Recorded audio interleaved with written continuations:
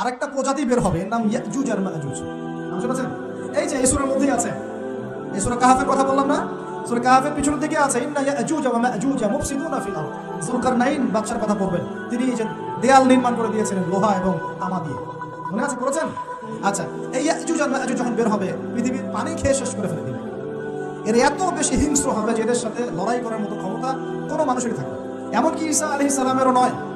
ঈসা আলাইহিস সালাম তুর পাহাড়ে চলে যাবেন মুসলিমদেরকে নিয়ে, তুর পাহাড়ের ভিতরে মুসলিমরা সেখানে লুকিয়ে থাকবে, পৃথিবীর মেসাকার অবস্থা হয়ে যাবে, পৃথিবীর পানি খেয়ে শেষ করে ফেলে দিবে হিংস্র প্রজাতি। তখন ঈসা আলাইহিস সালাম আল্লাহর কাছে দোয়া করবেন, আল্লাহ এই বিভৎস এই জাতিকে ধ্বংস করো।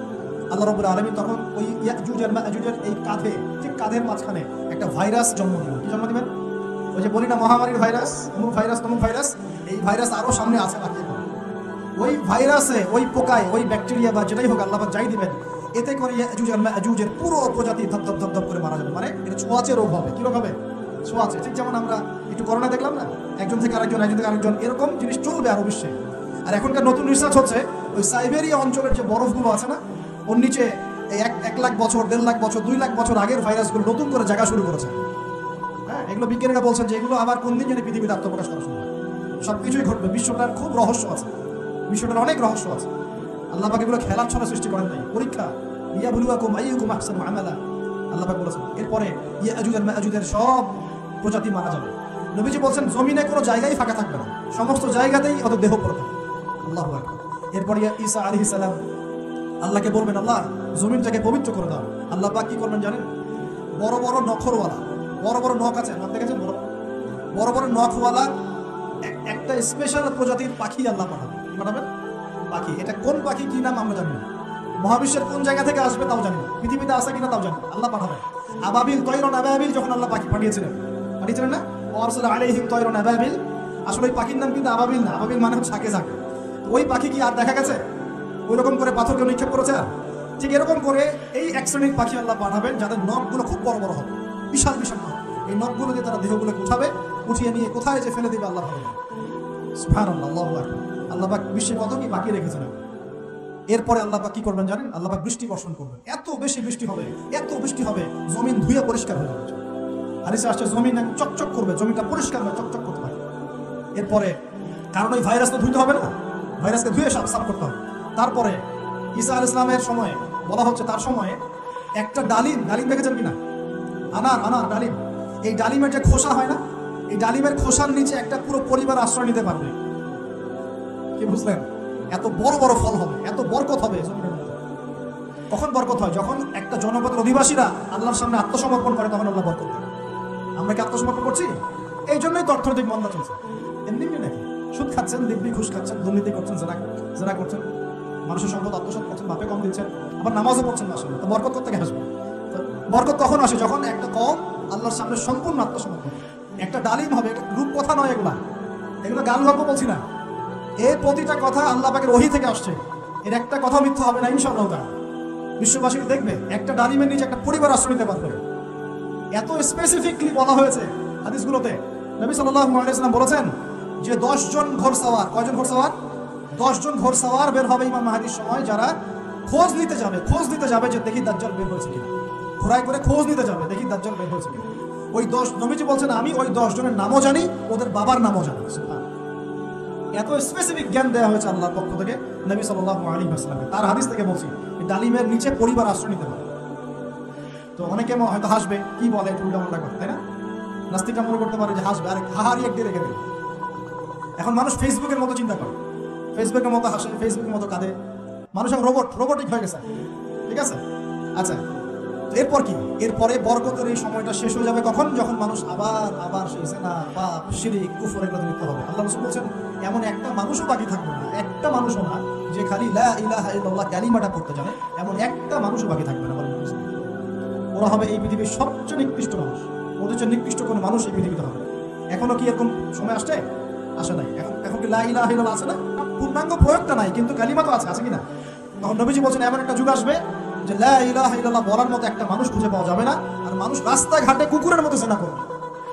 রাস্তাঘাটে কুকুর যেমন সঙ্গম করে না রাস্তাঘাটে, ওই রকম করে মানুষ রাস্তাঘাটে জিনা করবে। ওই সময় আল্লাহ রাব্বুল আলামিন পশ্চিম দিক থেকে সূর্য উঠাবে। কোন দিক থেকে?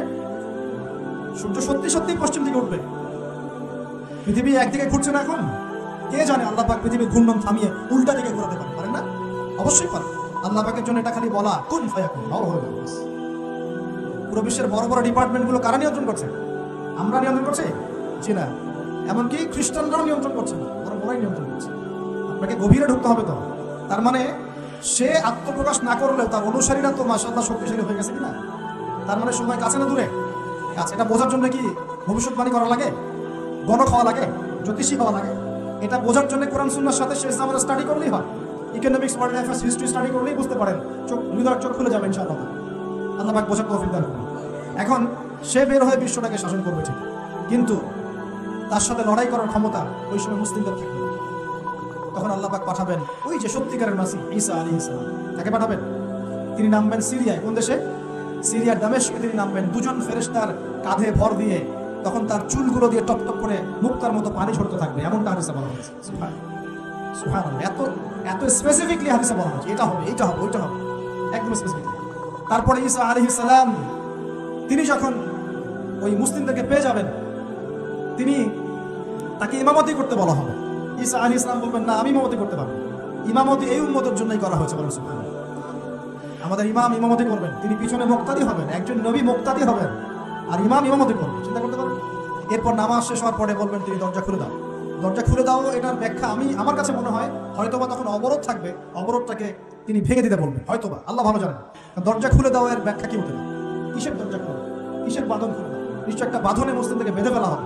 তিনি ওটার বিরুদ্ধে মুসলিমদেরকে ঝাঁপিয়ে পড়তে বলবেন। তখন দাজ্জালের সাথে দেখা হবে। কোন দাজ্জাল? সত্যিকারের দাজ্জালের সাথে ঈসা আলাইহিস সালামের দেখা হবে। এবং ঈসা আলাইহিস সালামকে দেখা মাত্রই দাজ্জাল গলতে শুরু করবে। কি করবে?